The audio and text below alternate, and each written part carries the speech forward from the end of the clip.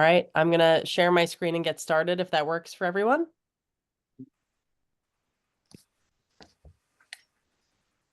Melanie or Nell, can you just make it so I can share my screen? Oh yeah, here we go.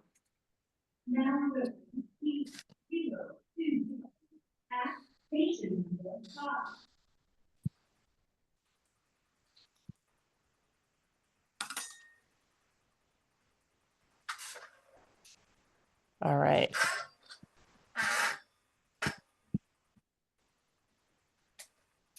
Does that look okay to everyone? Yep. Okay, great. So let's get started. First of all, I just want to thank NASW, obviously, for hosting these wonderful events to raise education and competency. Such a needed aspect of the work that we do as clinicians is keeping our knowledge base current and relevant and in touch and correlated with the needs of the people that we are serving clinically. So I am not a veteran. I have not served. I am a civilian provider, clinician. I've worked for over 15 years. Lucky enough to have worked with first responders, including FDNY, NYPD, and of course, military, active duty, and veterans. So that is where my lens and my expertise comes from. And I like to start with that just so there's an understanding of like the importance of interdisciplinary models. So I work with this wonderful committee and these groups of panelists to highlight certain topics that are relevant when you are working with individuals. And I come from a clinical background. They come from a mix of clinical and also personal experience. And that's why we do these as panels and we do them together. So I'm going to share a few slides with you to start. This workshop goes until the time's listed. Let me see here, till about 12:40. So I'm going to spend about 20 minutes on educational slides just to bring everyone up to speed. I think the keynote was excellent. I thought that it was really relevant culturally in terms of where we are in society today, and some of the areas that we maybe fall short in terms of like, consumerism and things like that. So thank you to the keynote for bringing up such valuable topics. And we're going to just go deeper and deeper into content today and tomorrow to hopefully help everyone attending walk away feeling confident. If a veteran, service member, or family member walks into your office, we want you to feel confident that you're like, okay, I have some knowledge base around this and I feel equipped to help and support you.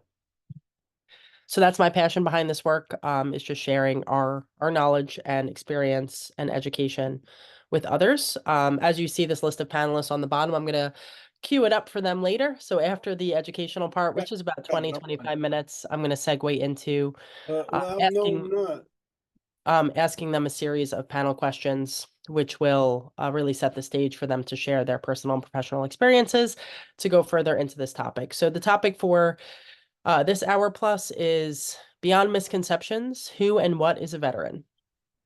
And the reason why we chose that title is because there are a lot of misunderstandings when it comes to the veteran population. And we wanna bring you into kind of this journey of like what those are, and then maybe what are some of the real deal issues that veterans face, and solutions that they hope to get when they're with you. So I kind of already covered this, but competence is important because it helps us all work together. It helps us stay current. It improves our overall performance.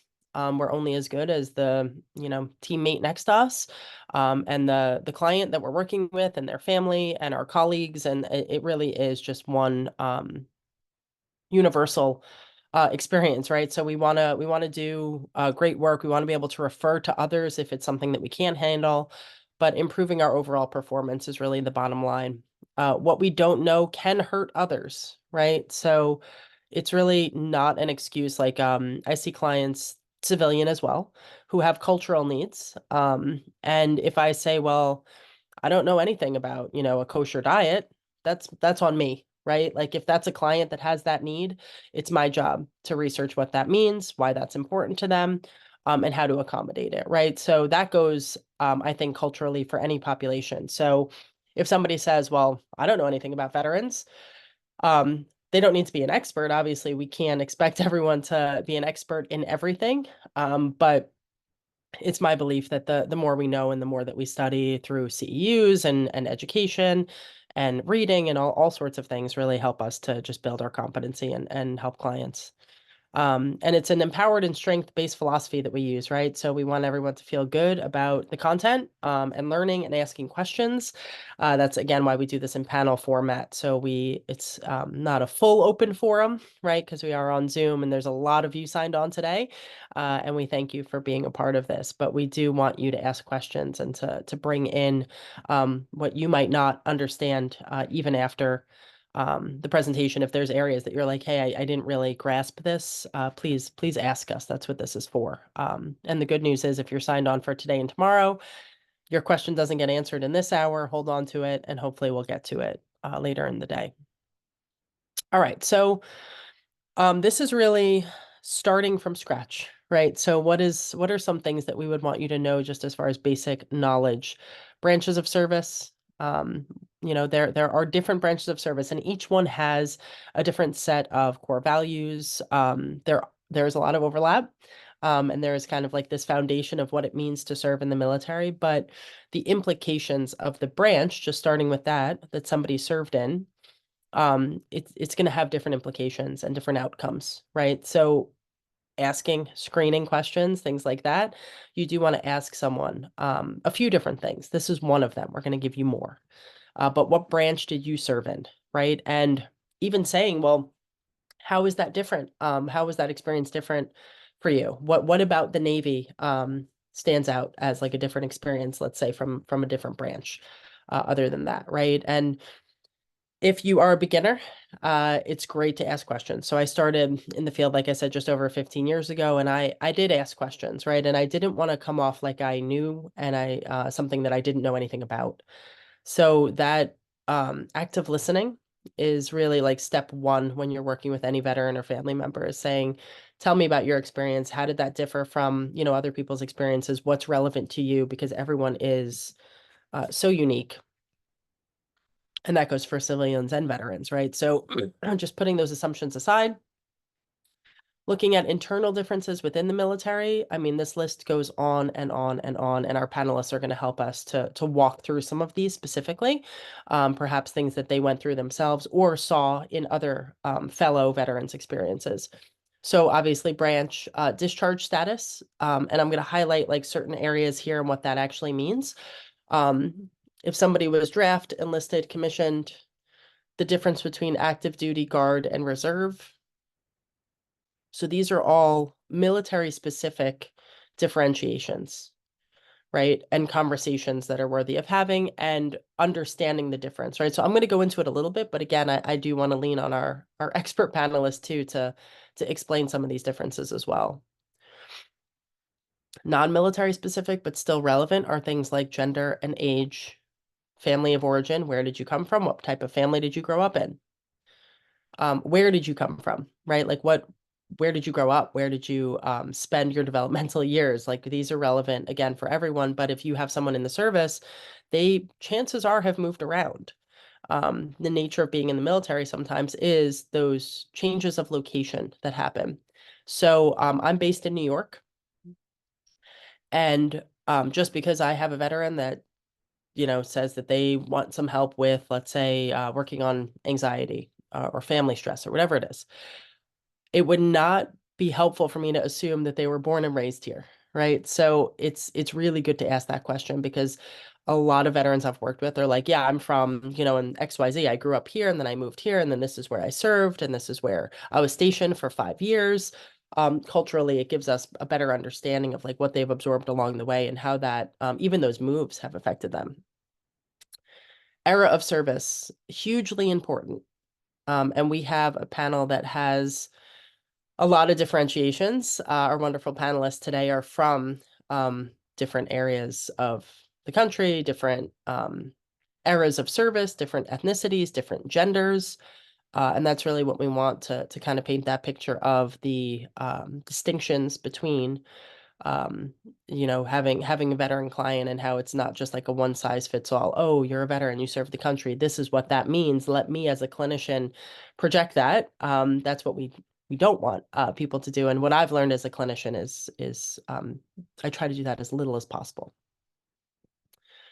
Sexual orientation, quality of service. So some people, they serve for a very short amount of time and they do not have a good experience. Something happens, right? And that's relevant too. That might be the root of why they're in your office, or it might not, but it's still helpful for you to know. MOS really is the job that they were in while they were in the service. Also hugely relevant, not just because that's how they spent their time, but the implications of being a medic, for example, right? Like there's different things that somebody, can specialize in and therefore be exposed to and be experienced with. And when I segue over to the panelists, I'd love for your intros, we're not there yet, but to let you start thinking about maybe just telling everyone like this is me, this is where I served, this was the era that I served in and what I did, my specialty area, right? Just to a few areas that you would hit that maybe distinguish you from others. The community that someone returns to. If you tie this back to era of service, specifically for like Vietnam era versus post 9/11, there is a big gap there, right? So the community of return, how was your family, your community, your country, right? What state were they in when you returned home? Did you feel welcomed? Prior disposition. So if somebody is struggling, let's say with depression, and you ask like when was the onset of this, right? Was this something that followed you throughout life and then came out later, right? Like so we're always asking these questions as clinicians, but that kind of before and after snapshot I've found working with veterans is highly significant. And it usually is to that person as well. This is how I was before service. This is how I am now.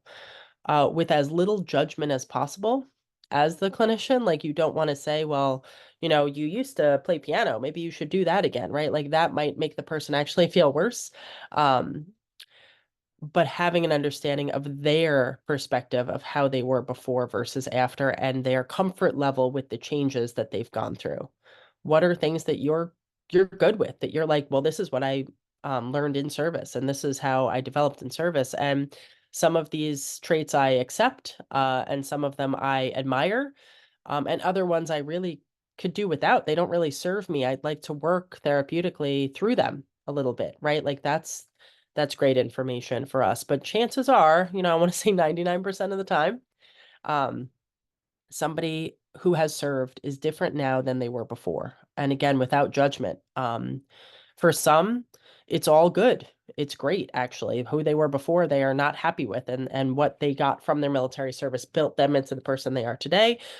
For some, it was all negative, and for many, it was mixed. Right? You pick the things that like these are the ways that I've grown. These are the ways that don't serve me. Just like with anything in life, but getting that information. So how many sessions is this right here with an individual, right? It could be 3 because every topic area is relevant to ask about and learn about. And again, it's the person's perception of it. They may find that their sexual orientation was not relevant. It didn't affect their experience at all, whereas somebody else might say it hugely affected their experience, right? So you can kind of work through this list organically and other things. And hit on the areas that that person is saying are relevant to them. All right, so timeline. Just real quick, taking a look at this, and some of this is just like quick overview material that we could spend a lot more time on. And if you are a clinician, you're interested in working with this population, this is not going to give you this like wonderful working knowledge of the timeline of major conflicts.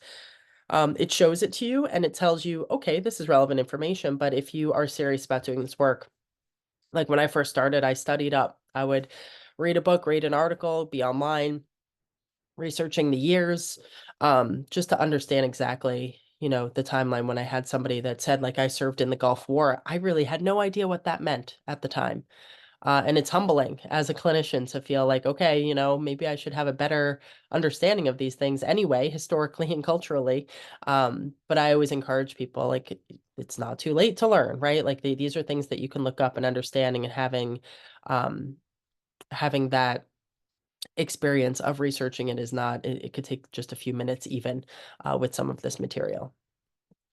But generally, here's the timeline that we're looking at.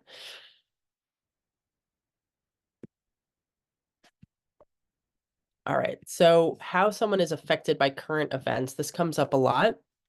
So looking at the timeline paired with how the world was at that time. And that world, again, can be defined, should be defined as like family, community, politics, economy. It's a little tricky as a clinician because we tend to steer away from these conversations sometimes in therapy, right? We're not necessarily talking about economy and politics, right? And it's not about inserting our beliefs into the session, but you want to understand, like for some veterans, it is highly political, their experience. And I have found a way clinically to completely put all of that aside, as we should anyway. But I've had veteran clients who are very charged politically, and I'm able to work with them because that's not what my role is. Um, and the listening aspect of it again comes into play because I can't just say we don't really go into politics in therapy. That's gonna invalidate and turn that person away. Right. So there are boundaries that you can set in conversations if somebody's like going down that rabbit hole and fixating on something that's not helpful to them. But for some veterans, they need to air out what their experience was. They need to air out what coming home was like in the political landscape or the cultural landscape that they came home to. And even today, like I'll work with somebody who they served 15 years ago, but there are current events today going on in the world that really affect them psychologically.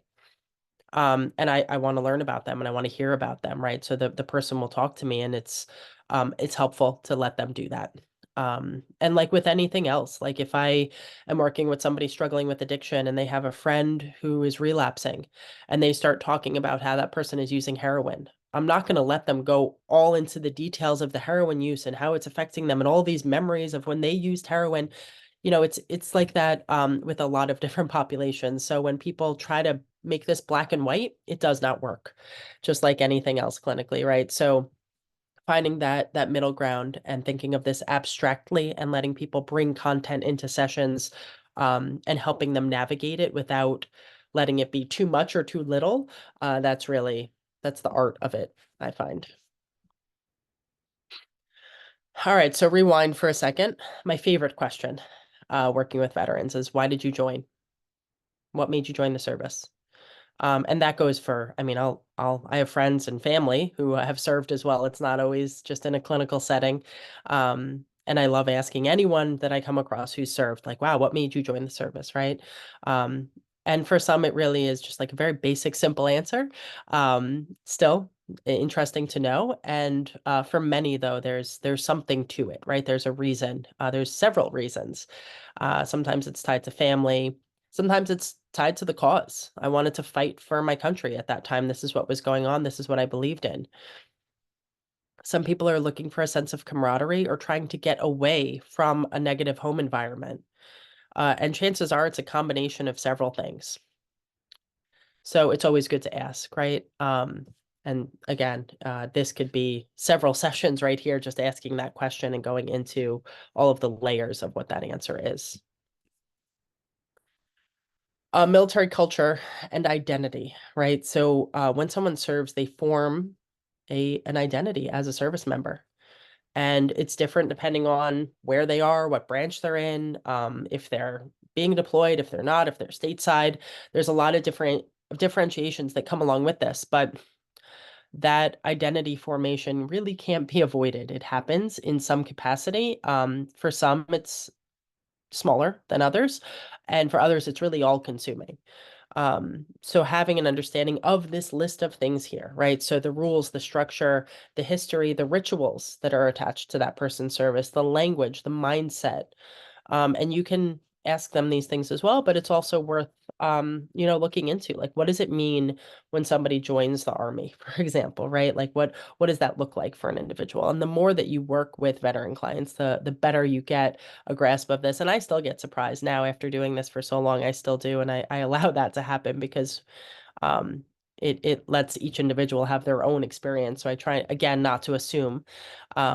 But yeah, the language and the mindset I find are like the two biggest things. You want to understand some uh level of education around like the acronyms, the words they use.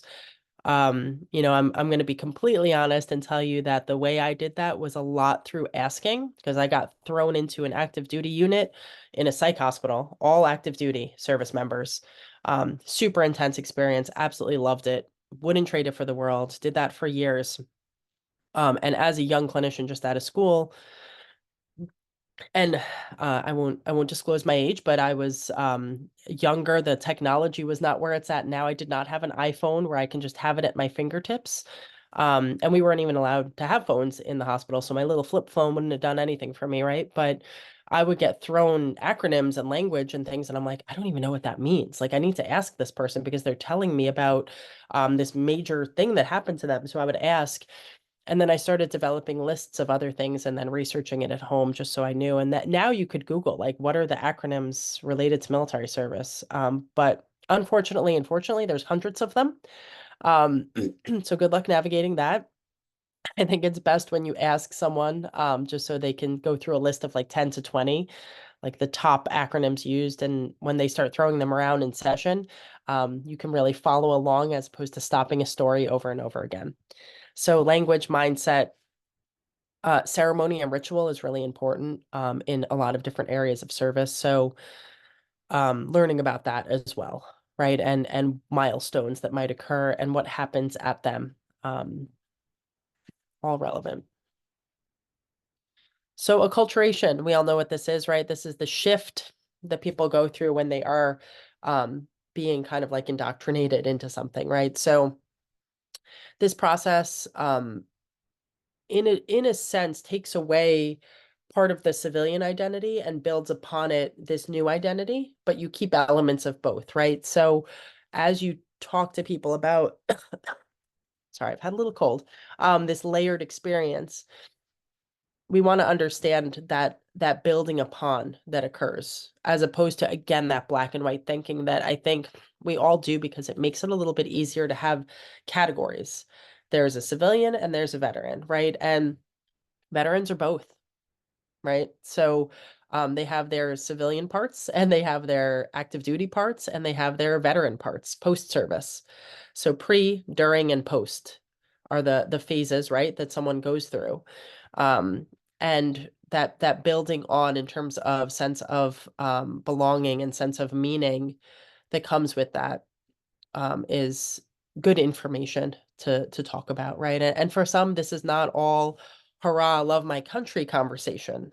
For some, it is, and for others, it's I did not have a good experience. This is what I went through. And for some, it's like I was having a great experience, and then something terrible happened, and then it went downhill. So with this, you can get a great sense of belonging and camaraderie and identity. But the other side of that coin is also that it can backfire. And somebody could have all of these wonderful, huge experiences with regards to their personal identity and their identity within the service, and then feel great about it. And something happens, and then it all inverts. Because what's worse than not having something is like having it and then losing it, right? So that is worth validating and really exploring if that is the veteran experience that you're hearing. Like, this is what it was like, but then I lost it all. And I've never gotten that back, right? Like that type of language you want to tune in for.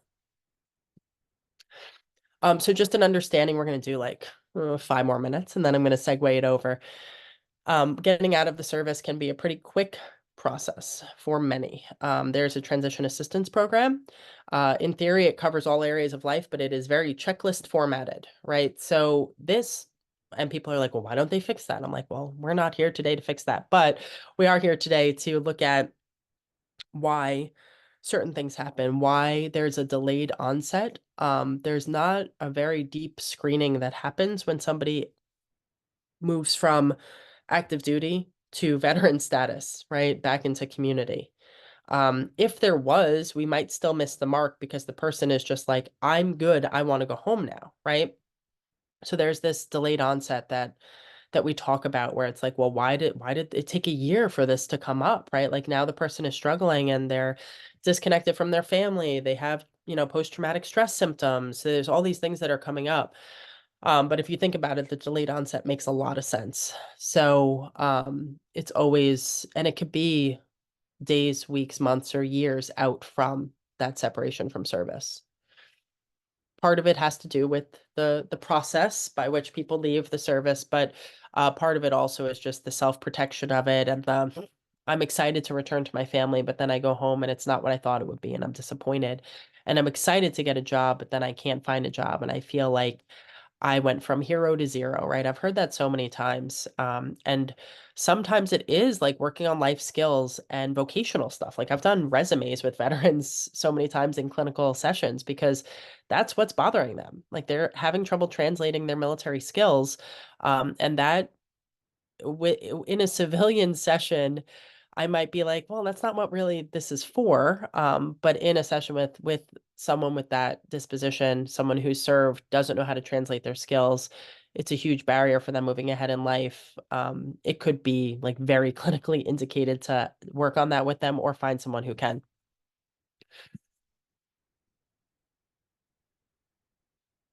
So, some of the heavier stuff that people go through are questions like this. Where do I belong? What's my new purpose? What do I want to do? What do I even want to do in life, right? How do I accomplish whatever those next steps are? How can I make a difference? How do I unpack what I've been through? And then simple enough, how do I make enough money to care for myself and my family? Like basic needs that don't always transfer over. What can we do as a community, right? So there's assumptions, misconceptions, misunderstanding of terminology, um, saying, are you a veteran versus did you serve in the military? There's nuances, right, in terms of language and asking people, because I give the example of my father-in-law. He's an Army vet. He served. He doesn't identify as one because he's like, well, I didn't see combat, right? I served my country for a few years, but I wasn't deployed. And there are many who have been. So he wouldn't say like, yes, I'm a veteran. But if you ask him, did you serve in the military? He'll be like, yeah, I was in the Army for 3.5 years. So language is important when you're talking to individuals. Refraining from generalizations and ask about the motivation for joining, right? Again, just the social context of war, and just to take like a quick little walk through this, the media plays a role in this. A pretty big one for many. And there was something that really stood out. One veteran I was working with said that like he's like, we don't really define what it means to be a veteran. Everyone else does that for us. And that stood out to me. I was like, wow, that must feel really like strange to be part of and invalidating.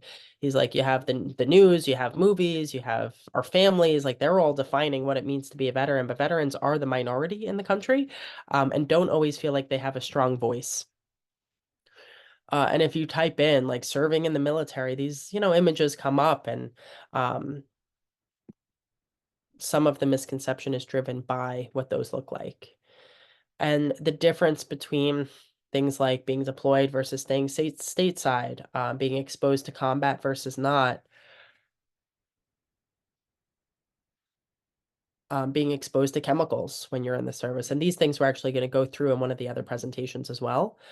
Um, Humanitarian efforts, right? Misunderstandings about what that looks like versus a combat mission. So who does war belong to, right? And a lot of people will say like it's the veterans experience, but it belongs to all of us. And sometimes those pictures are not painted in a way that is comfortable for veterans themselves. And the distinction between those who have a wonderful coming home versus those who do not. I'm close to so many Vietnam vets, so I bring that up a lot in terms of just culturally the highly negative experience they had returning from, probably a negative experience as well. Like that war, so many things about it were damaging to individuals, and they still carry that today. All right, so these are some of the things we touched on. We're about to turn it over. So panelists, get ready. But yeah, the evolution of veterans and warriors, I like to call, because it's all encompassing, right? Like people who have served and that have reintegrated and moved on with their life in some capacity, but it's not a linear process. So helping navigate that with the mindset of just trying to understand and actively listen as much as possible. There's a huge potential for misunderstanding here. And this I found has driven many people away from clinical offices and treatment settings. And our goal, right, what we want is to bridge that gap and just have some sense of understanding, even if we're not going to say, like, oh, I know what that must have been like. I don't know what that must have been like, but I can listen and I can try to support. Putting judgments aside, veterans might become politically charged, curse, use acronyms, like these things you have to just be ready for and put judgment aside as much as possible in bridging that gap. And the big thing that I'm going to start the panel with is really talking about how veterans are heterogeneous, right? They are just so vastly different, and understanding that it's so funny. When I was scrolling social media yesterday, it was like something about like a veteran friend group. It was like a joke, but it showed so many different people in the little cartoon. And it was like, this is what a veteran friend group looks like, because it's like they come from so many different walks of life and enter back into different walks of life, but they maintain that connection and camaraderie. So it's real. And the connection kind of supersedes all the other things that we talked about. So why people join, they don't have to join for the same reason to get along, right? So that camaraderie and connection can come with the diversity as well. So these are some of the things that just like to get you guys brainstorming that we want to hear about, right? Like in your intro, just something about you and what stands out to you with regards to your service. That's what I really want to start with. Like tell us about you as um, different than others, right? What makes you distinct in terms of your service. Some other nuances just to be aware of are like the challenges that people face in terms of self-identifying, internal gatekeeping, right? So like some, veterans don't all get along and they may gatekeep against each other as well. And the potential challenges both medically and with mental health and loss, and trying to provide effective services that match with the needs of the individual. Somebody might be going through a medical diagnosis and depression, and someone else might be going through I need to get a job, right? All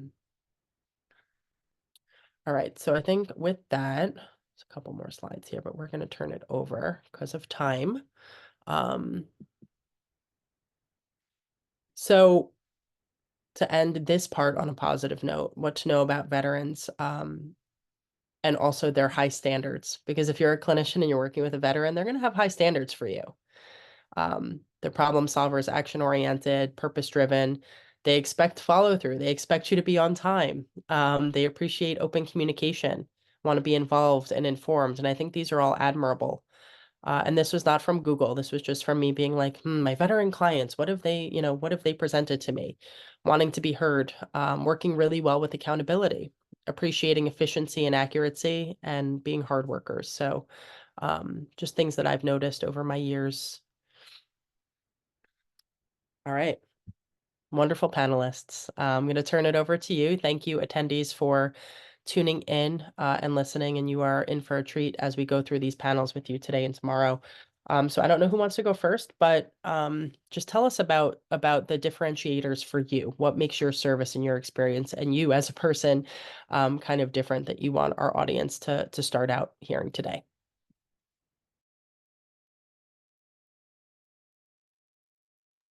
I can go first. My name's at the top. I can go first. Hi, I am Robin MacHattie. I am currently serving in the New York Army National Guard at the rank of Major. So for those of you who don't know what the MAJ means, that's what it means. I am a behavioral health officer, a licensed clinical social worker, and currently hold the role of sexual assault response coordinator for the New York State National Guard. So we work with Army and Air. So I guess my biggest differentiator maybe to start is that we've talked a lot about active duty, right? This mindset of transitioning home or different campaigns. A lot of that is very active duty oriented. So being in the reserve component in the National Guard, so even the reserve component has two separate parts to it. In the National Guard, we are a state operation. So we operate under the governor's orders, and then we can be called up federally. So the National Guard has like this home front mission where we're looking at response to like natural disasters, anything like that. So we actually have active duty service members working on state orders, doing things like patrols at the train stations and bus stations and things on Task Force Empire Shield. And that's been going on for a long time. We were also activated to support COVID missions, things like handing out food, cleaning schools, working in nursing homes. So doing a lot of stuff in the community, which was really the initial basis for the National Guard. But we are also consistently deploying troops to different areas of the world. So we've sent troops to places like Iraq, Afghanistan, the Horn of Africa. So we're kind of doing a lot of different things in the National Guard, and can sometimes get a little bit overlooked because we aren't in that traditional active duty place. So I think that's a really important differentiator from my personal service experience. And then I also did want to note in your wonderful introduction that you kind of hit on this idea of like, who is a veteran? And for me, I haven't deployed. So I am in similar space as your father-in-law, where I'm like, I think it was your father-in-law, where I'm like, I don't know. Like right now I'm currently serving, right? So I identify as a service member, but when I get out, I don't know that I'll identify as a veteran because of all these different things, these pieces that go into identifying what it is, as far as other people identifying what that is. So I just wanted to highlight that as sort of a piece that I struggle with also. Thank you. Aynisa, I can go next. We're just going to follow a nice little type A organized list. I like that because that's just, that's, so I saw a panelist or a question come in. Are we OCD? We are not OCD. We are type A. Most of us, some of us, I own my type A. The type A in me sees the type A in everybody anyway. But so I'm Alyssa Gibbons and clinical social worker. The BCD is just board certification. That's just fancy language for, I don't know, I checked boxes somewhere and someone gave it to me. Anywho, I currently work at the VA in Albany. I'm not on the panel because of that. So I'm divesting of anything I say is an official anything to do with that, but I am here because I am a United States Navy veteran and a social worker. I've been a social worker for 20 years, almost 21. That number is scary. And I will date myself because I've done a lot of really cool things in my life, and I'm very proud of every single one of them. And so that's just that. I was in the United States Navy as a medical service corps officer in the social work community. There are roughly, I don't know, 25 professions in the medical service corps. And that's, there's just a whole bunch of us. So there's in the officer community there, we have a different training pipeline. I went in with my credentials, with my rank, that literally was an act of Congress with all my paperwork. I had to meet a committee. So when you talk about things being an act of Congress, my rank is an act of Congress. And I was commissioned as a lieutenant or an 03 in the United States Navy, and served a little over 6 years there. I was in Newport, Rhode Island at a medical command. And then out in Chicago at the Federal Healthcare Center at Lovell, which is an interesting combination of VA and DOD, and we'll just kind of leave that kind of there. But also deployed in my time in Illinois to a congressionally defined combat zone. And for me, that's a distinction that I make because I didn't see active combat like so many do. And so even in the veteran community, when you ask the questions that Aynisa put in the beginning, and I'm sorry, hang on one second.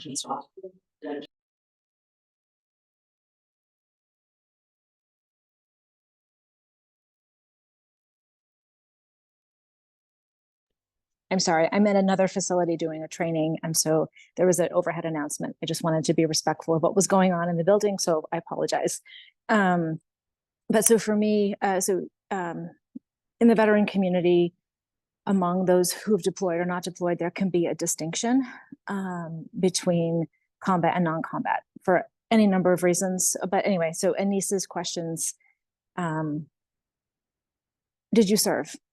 What does it mean to you? All of those things, like being able to have that competence and that awareness and that cultural humility to inquire, because my experiences are not Robin's and her experiences as a female in uniform are not mine. Neither of us have the same experiences as anybody else on this panel, as any other veteran that you will encounter. Even if we have the same gender or look the same or did the same job, there are differences and nuances. And so for me, even though I was in a congressionally defined combat zone, and that's, oh, hang on.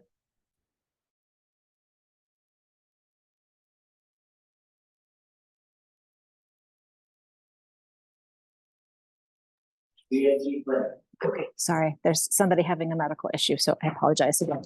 But it's just an important distinction in some of that. And so when I deployed, I left my family, and as a clinician, that was important in some levels. My son was 2.5 when I deployed for a year. And I was lucky in a lot of ways, in so many ways, with where I deployed and the circumstances and the conditions and all of that.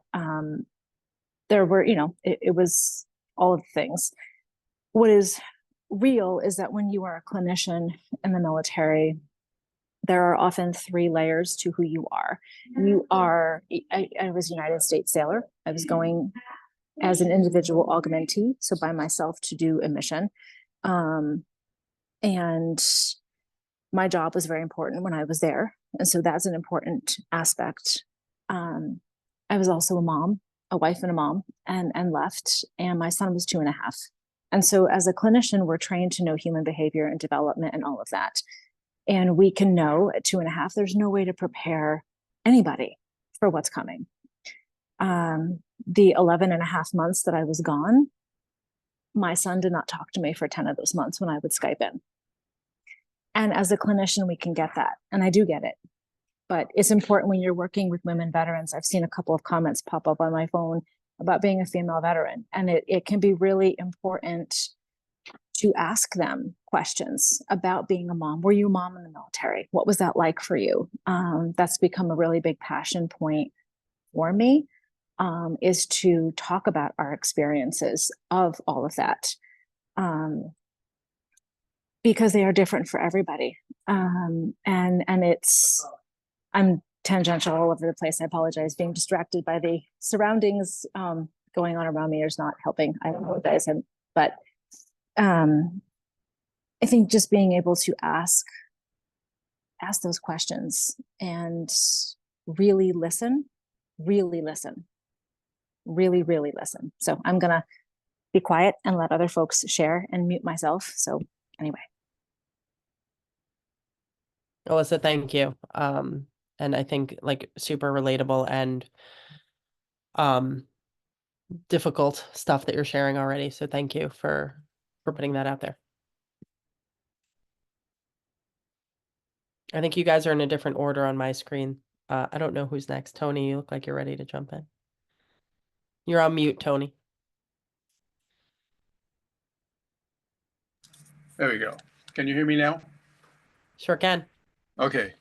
I just want to say thank you to the over 1,000 people that have subscribed to this webinar, and I'm really touched by the participation. I'm an Air Force veteran. I first went on active duty in 1966. That was at the height of the Vietnam War. I am a non-Vietnam era veteran in terms of never having seen combat over there. I was primarily involved in air defense back in those days during the Cold War.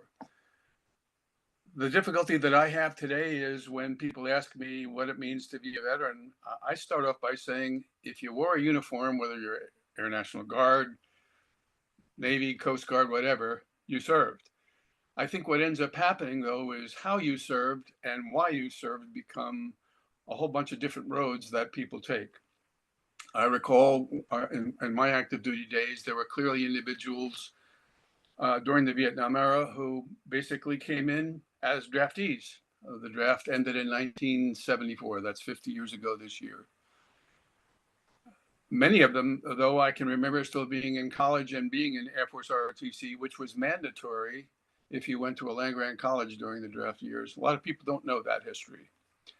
But I had fraternity brothers who, given what was going on, automatically volunteered, did not wait to see if they were going to get drafted or not. That was the kind of cultural value that was present back in those days. I can remember when we needed to go down at the age of 18, we men had to go down at the age of 18 and register for the draft. For many of us, it was a rite of passage. It was something you just did. It wasn't something that was resisted.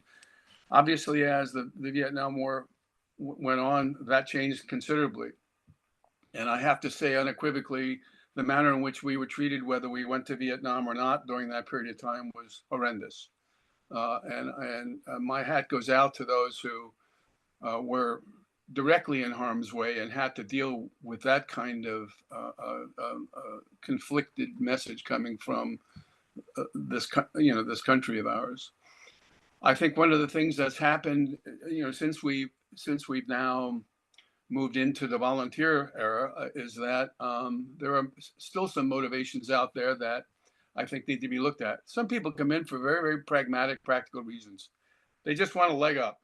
They want to get away from whatever it was that was troubling them in their civilian life, whether it's economic, social, family issues, and they come in and do their best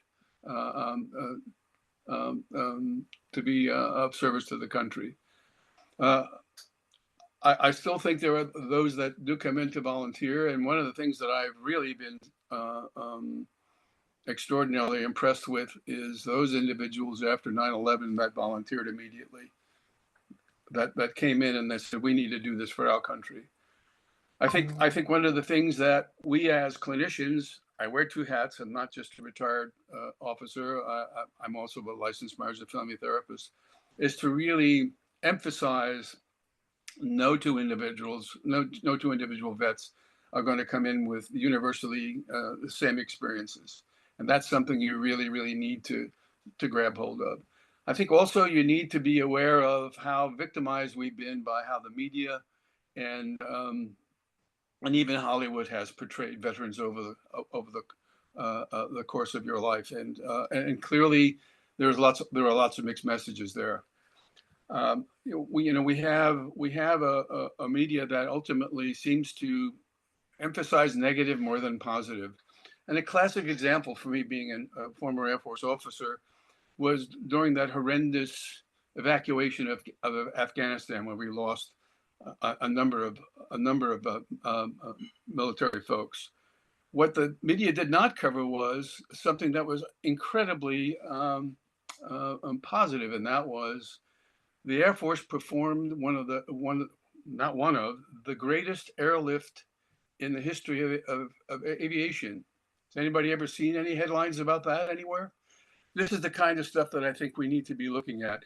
And being a retired military person, I find that I have to look through that lens from time to time, that some of the portrayals that are out there and the politicization of some of the things that are going on are just not really, really healthy in terms of getting to know military folks. I think it's important that as clinicians, we need to listen. I thought Alex Othmer's presentation was spot on, and I certainly would validate everything that he says, and bravo to him for the presentation that he gave. With that, I'll just say, again, thank you so much for all being here. It's really, really an honor to present to you folks in ever so brief a way. And I certainly hope that this experience for you will motivate you to work with vets more frequently, and I wish you all the best of luck in that regard. Thank you so much. Thanks, Tony. All right, we have Brent and Karl.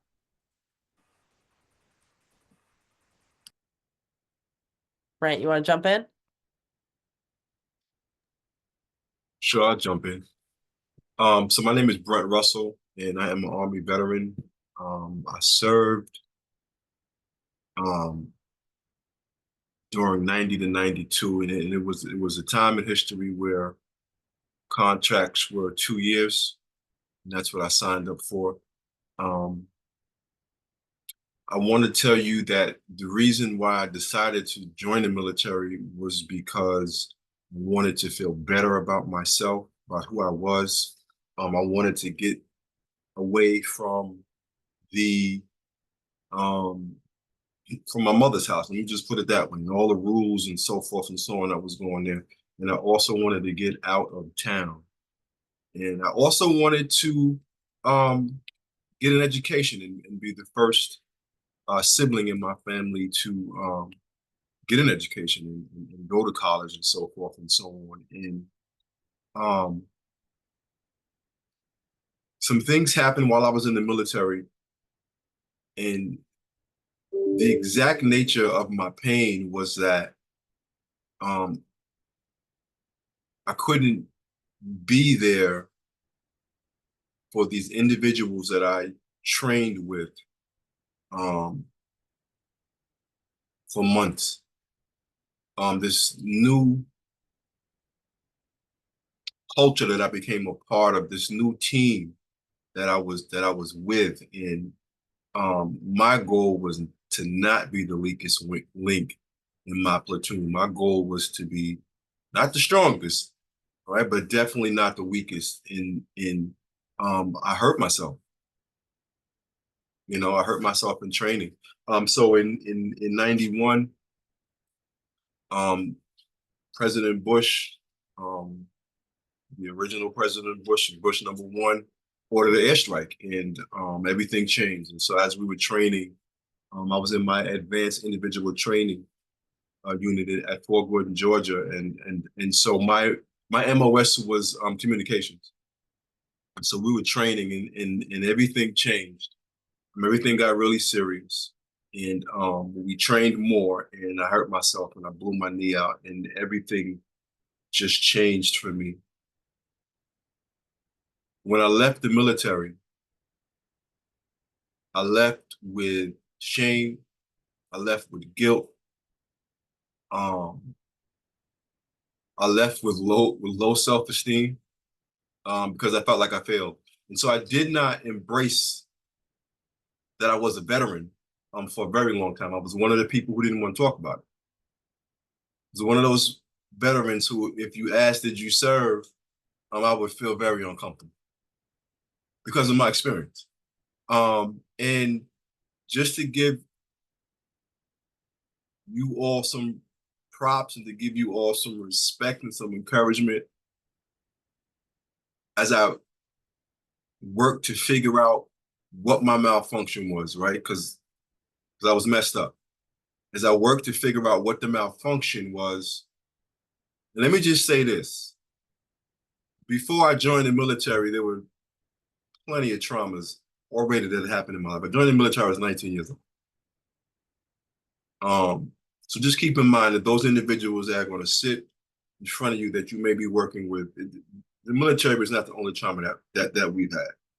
So as I began to try to get my life together, because it spiraled downward once I came out, and I began to try and do some work, like out of the blue, like out of freaking nowhere, this woman who was a civilian kind of identified and defined what I was doing and where I was going. And basically what she said to me, to sum it up in a nutshell, she was like, well, Brent, look, even though you're not in the military anymore, you're working in a job that helps individuals who are veterans and who are in the military. And so you're still serving. You're still helping your brothers and your sisters in the military. And it was at that point where things clicked for me, and I began to see that, hey, man, you know what? You're still stuck with what happened to you, and this is what happened to you. My intentions when I joined the military were good. just because I hurt myself, it's time for me to let that go, and it's time for me to just love who Brent is. And it was at that point that I took off. So I said all that to say that's where I was, that's who I was. And it was an individual who had never served who helped me to see that light. An individual who had never put their feet on that yellow line in boot camp and knew nothing about what an experience was as a veteran, as being in the military, who helped me to see my malfunction. You know, and I just kind of just took off from there. And so, you know, yeah, that's it. That's all I wanted to say.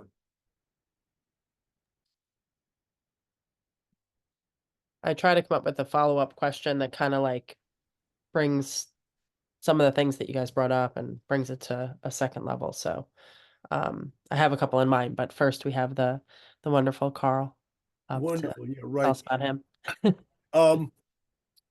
I'm an Army Vietnam combat veteran. Served in Vietnam, obviously. For years, nobody knew I was a veteran. I hid that I was a veteran. We didn't let anybody know. Why I went in, it's a little bit of a story that I'll share with you. I know this is going to be hard for especially the people in the military to believe. The Army lied to me. And I enlisted because I didn't want to go in the infantry. When they assigned me infantry, they said, well, you'll never go into combat. When I got orders for Vietnam, they gave me a few extra pair of glasses. So just in case I lost the pair I was wearing or broke them, I'd have another pair in my rucksack. So yeah, they lied to me. I came back, like I said, I hid what I did for years. My family knew about it, maybe a few friends. I didn't tell anybody I was a veteran, unless I had to on an application for a job. I just hid it. I remember with my first job, I had a coworker who coincidentally was a World War II veteran, called me a baby killer. So you know, I went further into hiding as a veteran. And then eventually I realized, well, screw this. I'm not going to do it anymore. I'm going to let people know I'm a veteran. I don't actually know why. I think it might have been because you get a 7-ounce beer for 25 cents. That's probably where I joined to try going to VFW and drink. But I became active, and now I'm a veteran service officer. I help veterans put in claims so they can get to see the fine people that you want to be and get some help through the VA. And I think if I were to say anything unique about me, besides being wonderful, as Aynisa pointed out, I'm one of the only two non-clinicians on the entire committee. So you guys will get to meet one of the other ones, I think, later today or tomorrow. So that's about my entire story. All right, thank you all. Couple follow-up questions. So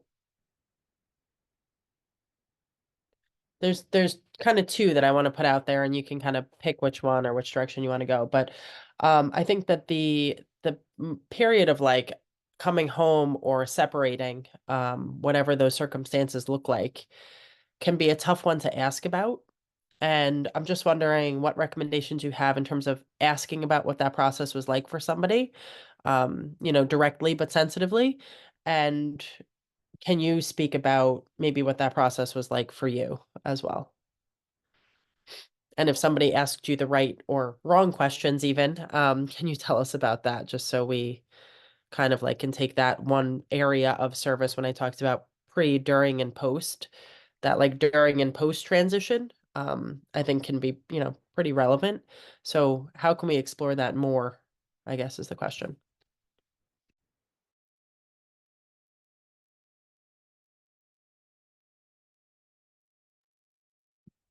You don't have to go in order for this one, just Jump in when you feel inspired, and you don't all have to answer every question. I obviously in my job, when somebody comes in through my door, I know he's a veteran. They give me DD 214, and I can I can read it. I can see where they served. If it's a Vietnam veteran, because of I'm a Vietnam veteran, I ask right away how they were treated, or sometimes they offer it to me right away. I think, I'm not sure. I don't know this for a fact, but I'm not sure if Vietnam veterans mind being asked that or not. What I do know is that the more recent veterans always come up to me and are very thankful for the groundwork that we laid as Vietnam veterans for them to be welcomed home and to be treated differently.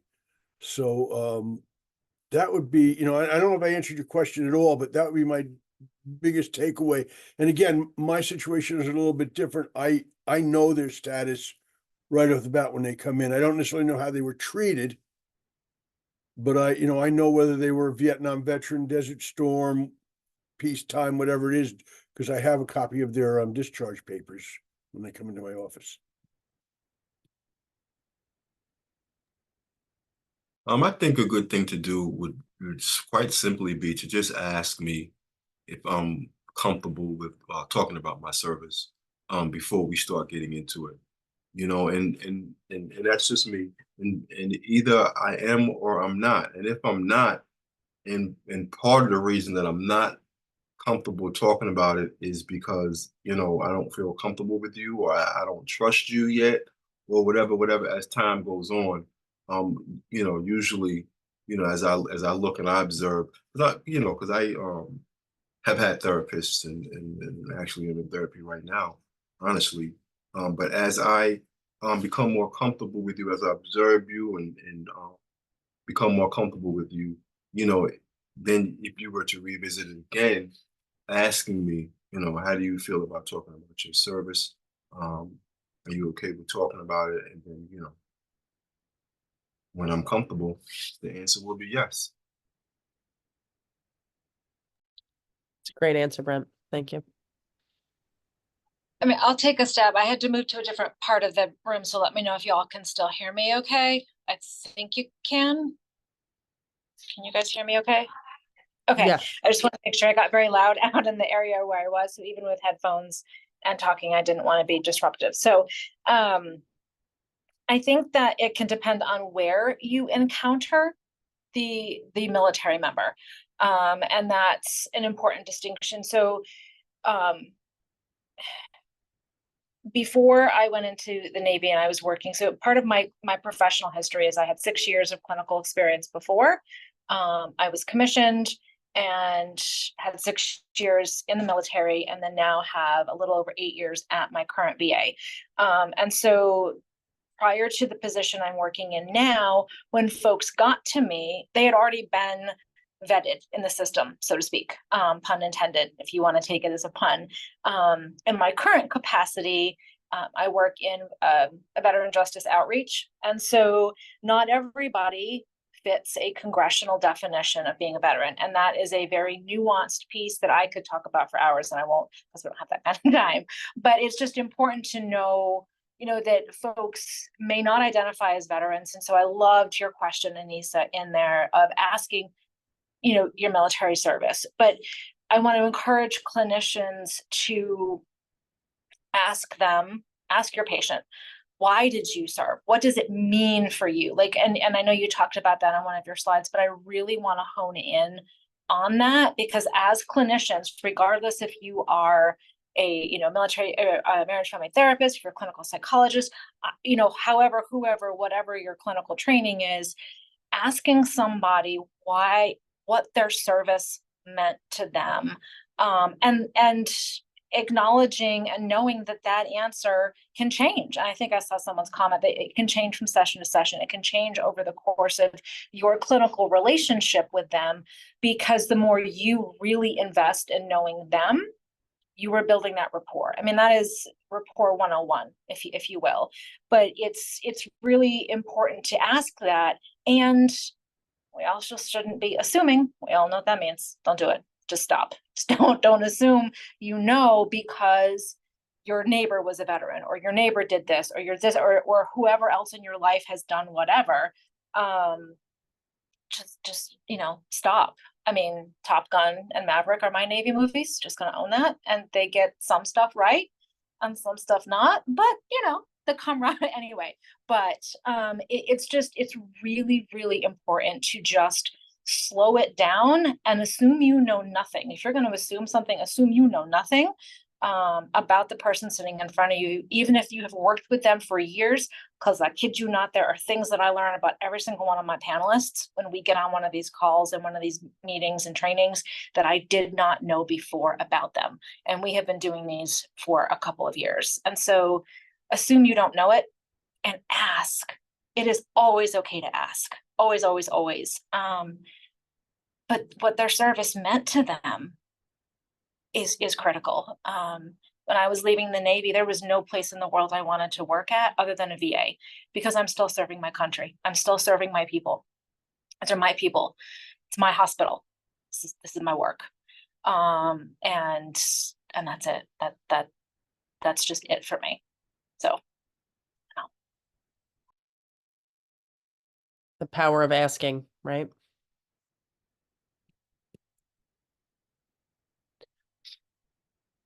Anyone else thoughts on this?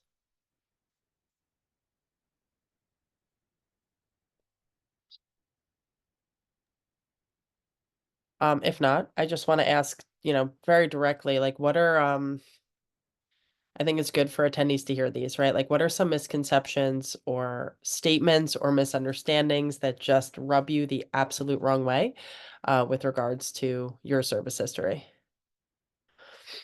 So the do's and don'ts, like, what would be on the don'ts list?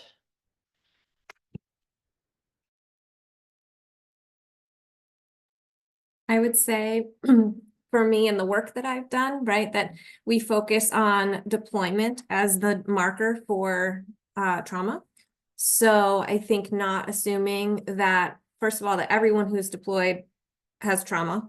Because what we know about trauma, right? Two people can experience the exact same thing at the exact same time and have different impact. So not everyone who's deployed has trauma, but also I have folks in my line of work with sexual assault who haven't deployed and have plenty of trauma because of what's happened to them in their military status. So I would say just don't use deployment as a marker one way or the other for trauma.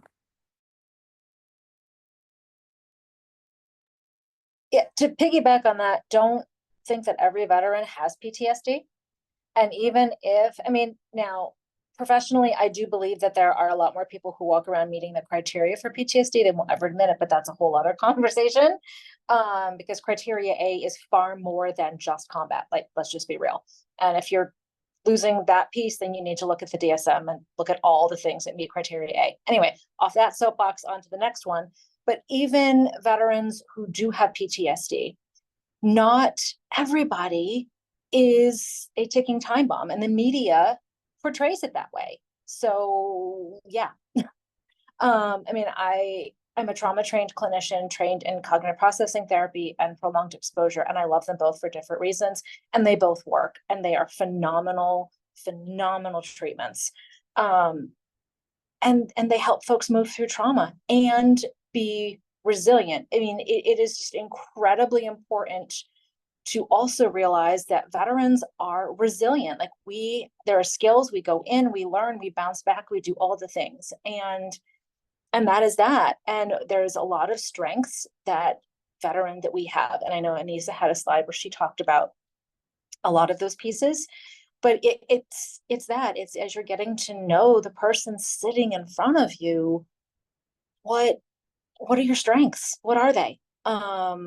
One of the things that would really irritate me is hearing folks say, oh, well, you know, Lowe's loves veterans, or these people love veterans, you know, go work for them, coming out as you're 22 years old, and not really having an understanding of what that 22-year-old soldier did as a leading petty officer, as a squad leader, and really understanding that at 22, they had more leadership capacity, more badassery, because I'm going to use the words, We use more than those words, but we'll leave that aside for a second, had more badassery at 22 than most other people. And it is really important to understand that and to get to know what their job meant to them and what they did. Just what they did. And yeah, I can't say that enough. I can't. So. Anything else come to mind? I have to say the same thing. I mean, if you go back and you look at the newspapers in the late 70s, 80s, every time there was a crime committed, a shooting, they would say it was a Vietnam veteran before they even checked it out. I can remember one time there was a shooter. This was in Washington, D.C. The shooter got arrested. He was a veteran, was an Army veteran, and the media made a big thing is that he was rated in the Army as a marksman. Well, in the Army, a marksman is the lowest level of expertise for shooting. You can actually get the marksman's badge and have missed every target because they're just going to give it to you because you knew how to fire the weapon. But the media said this is a guy is a marksman.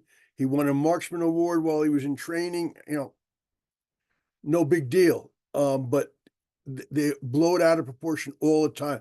That to me, and they still do it. The media still does it. They blow it out of proportion. The news, the media, the filmmakers, they all over exaggerate. They don't do their research, or they don't want to do their research because it's just as easy to have the crazy guy being a veteran or having been in the military. Just, you know, because we're all crazy, which I am, but that's another story.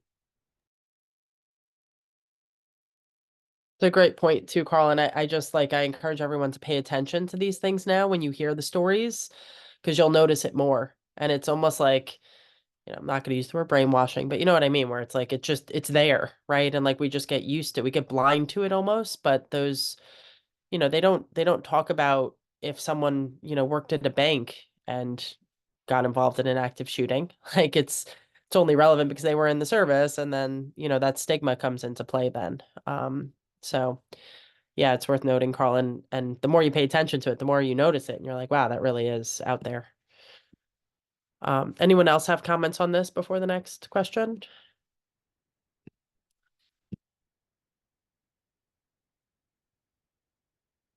All right, so there were a couple questions that came in from the audience, and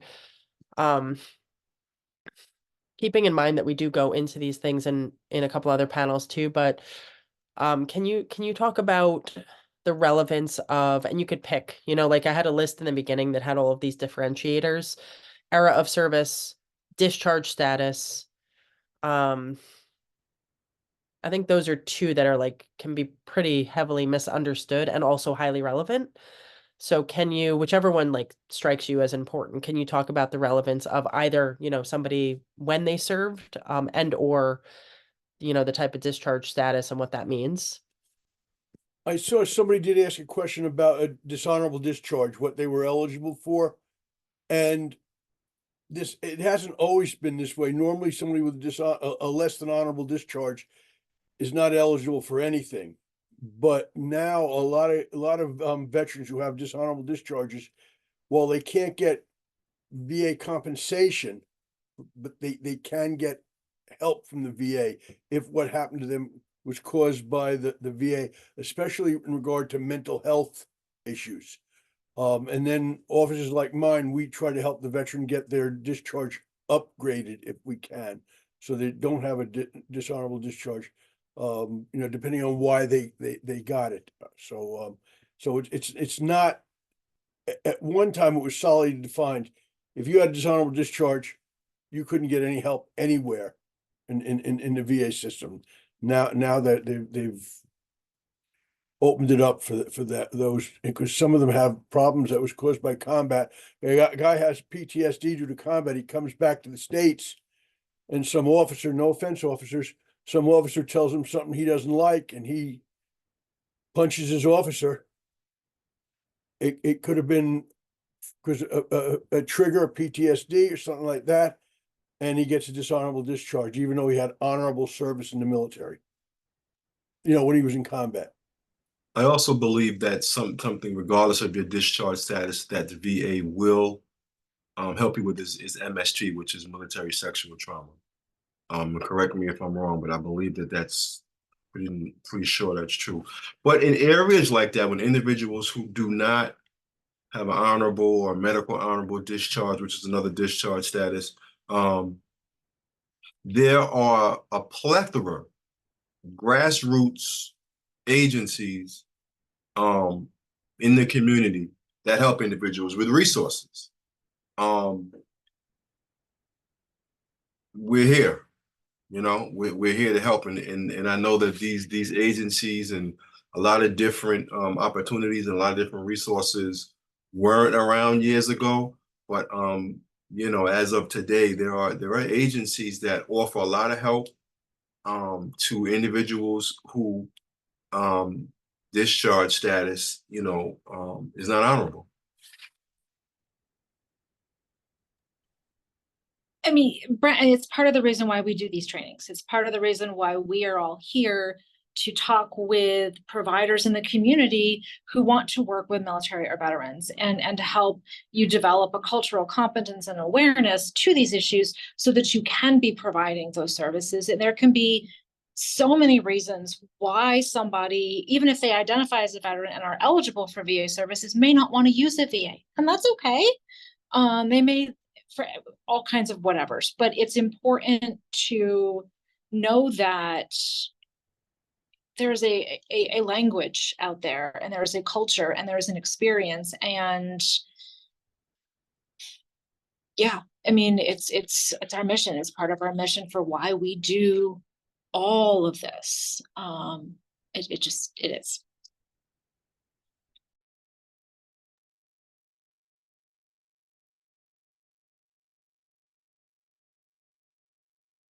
All right. If no other questions on that, I want to dial it back to the beginning.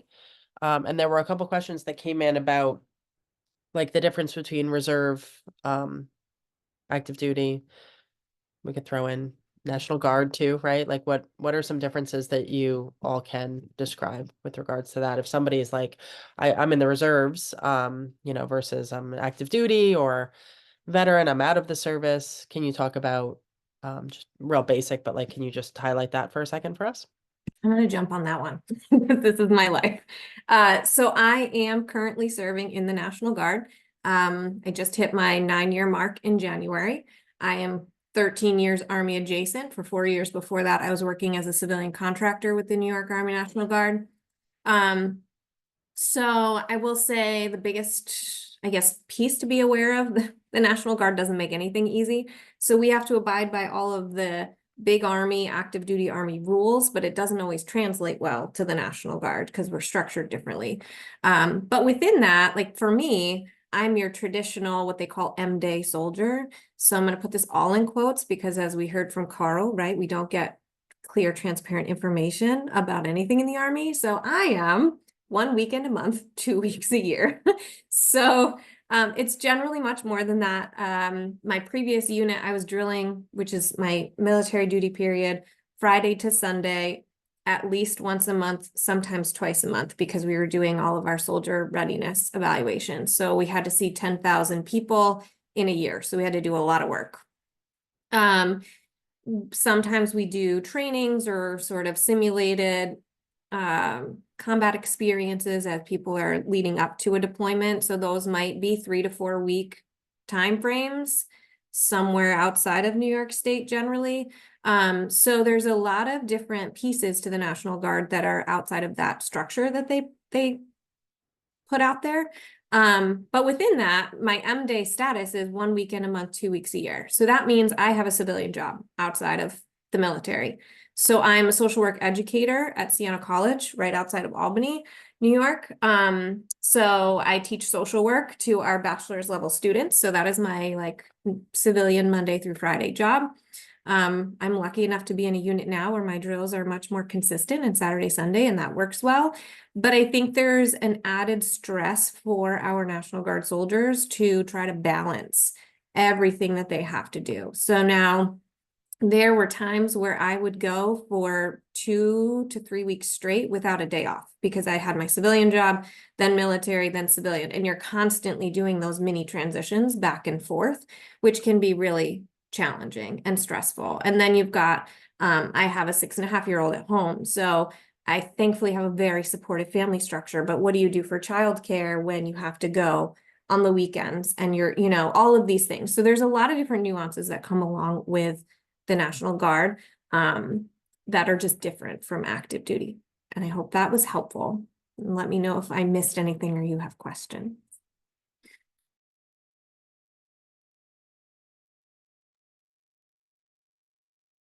All right.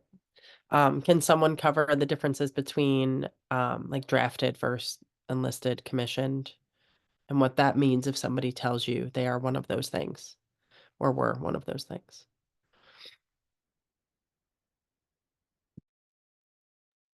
So I'll just start with what I was. I wasn't enlisted. I made a decision. And Anthony, you can just jump. I'm not going to be long. Jump on right after me.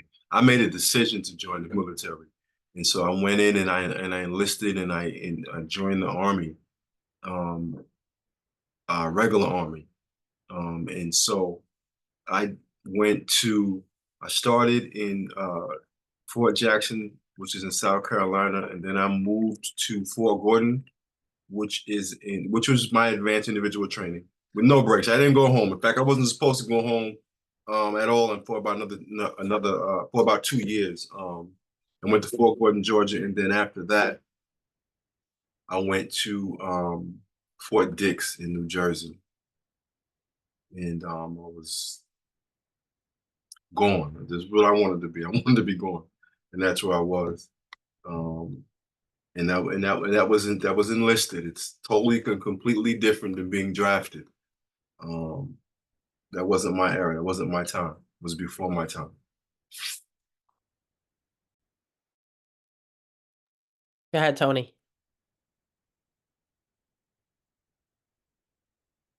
You're muted.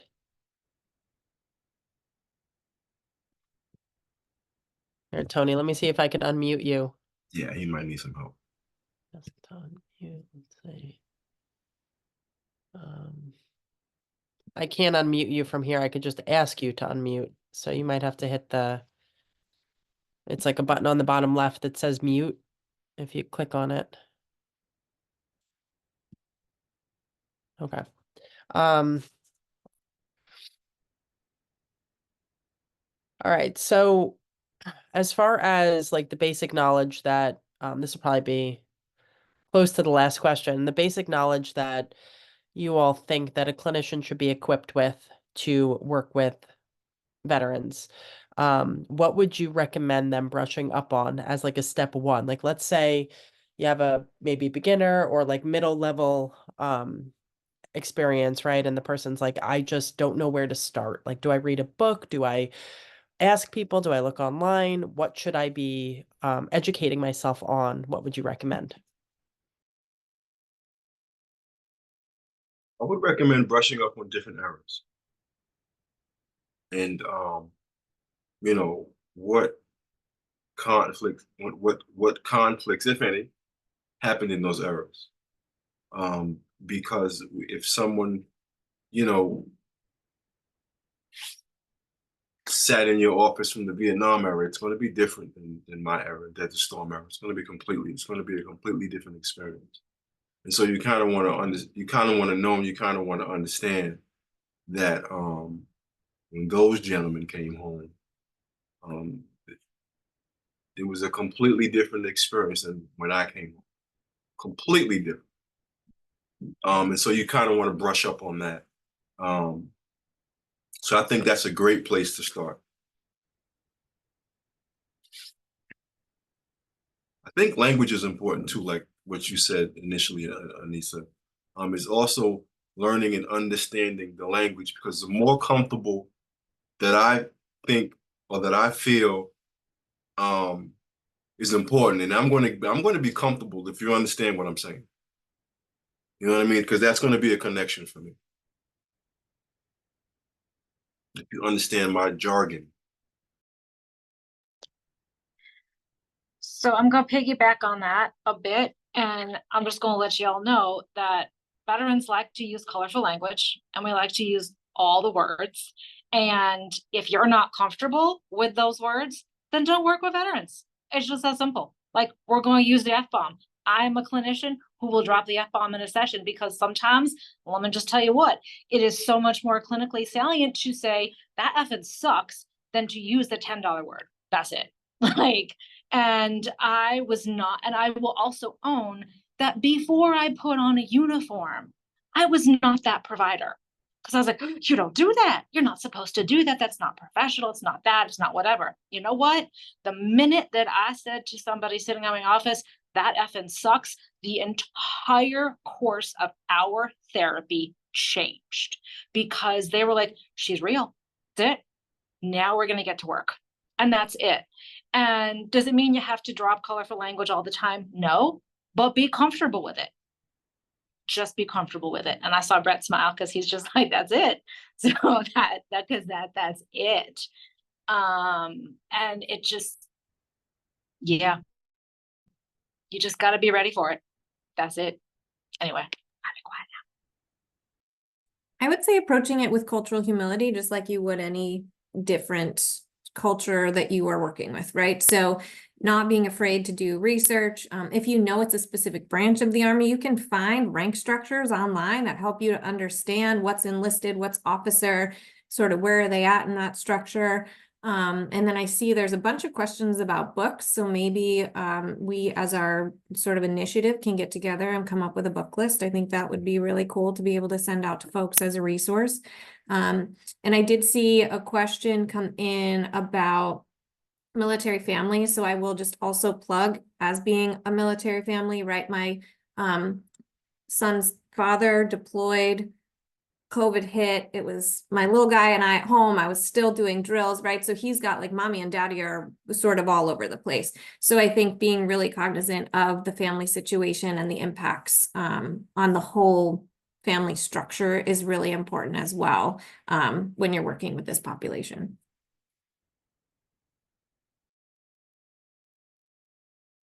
I think what you said is true, and the clinician or has to realize that we have families.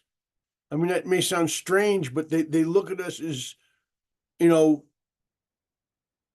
outside of the normal way of life, normal things. We have families, we eat regular food, we go to the movies, we go grocery shopping, we do everything that everybody else uses. You know, there's not a unique thing that veterans do in that way. I mean, there are a lot of unique things veterans do, but when you treat us like any other human being you would treat, you know, understanding that we're veterans, but you know, that we have families, we have wives, we have children, we have grandchildren, you know, that's all part, we're involved in life, just like you are. That we're human and you're human. That's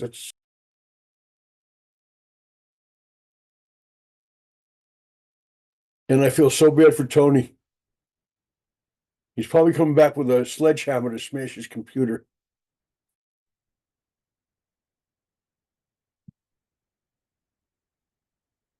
Well, I love the recommendations and the real-time, like, applicable knowledge. I think that's what these are all about.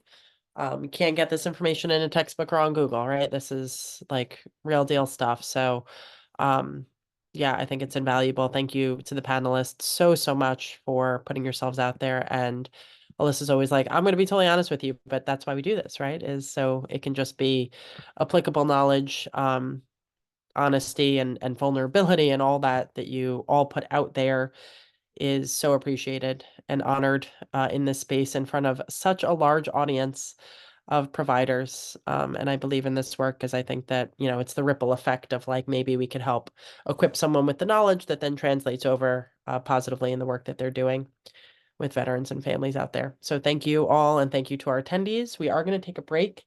I think it's like our lunch break. So it's about a half hour or so long. We come back at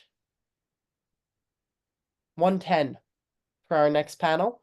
And we'll see you all then. Thanks so much. Aynisa, can I just plug the book club real quick, just because I have to pop off and get to other stuff and I won't be back? Yeah, jump on in. Yeah. Okay, so we do have a monthly book club that we meet that meets. It's typically the second Thursday of the month, but last night we did not have it, so we will be meeting next Thursday. If you are on the listserv, I will remember to send the link out, but we meet from 7 to 8:30. The second Thursday typically of every month. And currently we are reading Dr. Edward Tick's book, Restoring the Warrior's Soul. You do not have to have read anything to jump into this book club. It is a smallish group, but we have so much fun, and we learn and we grow and we process all the things. First, thank you, Donna, because this is just where my brain is at on a different time zone and just but we would love to have you join our group. If you are not on the listserv, I would imagine somewhere somebody will populate that in and we'll get you added and all of that stuff. We would love to have as many folks there as are interested in joining. And again, you don't ever have to have read anything that we are talking about to be joining us. So anyway, I'm going to pop off because I've got to get to another part of my life. But thank you all for being here and being willing to learn from each other and from us and just keep growing. That is priceless all on its own. So thank you. Thank you, Alyssa. Everyone have a great lunch. We'll see you back here soon. And if you have time over lunch and you're wondering, you want to get more veterans knowledge in, if your question and answer tab, you can still ask questions.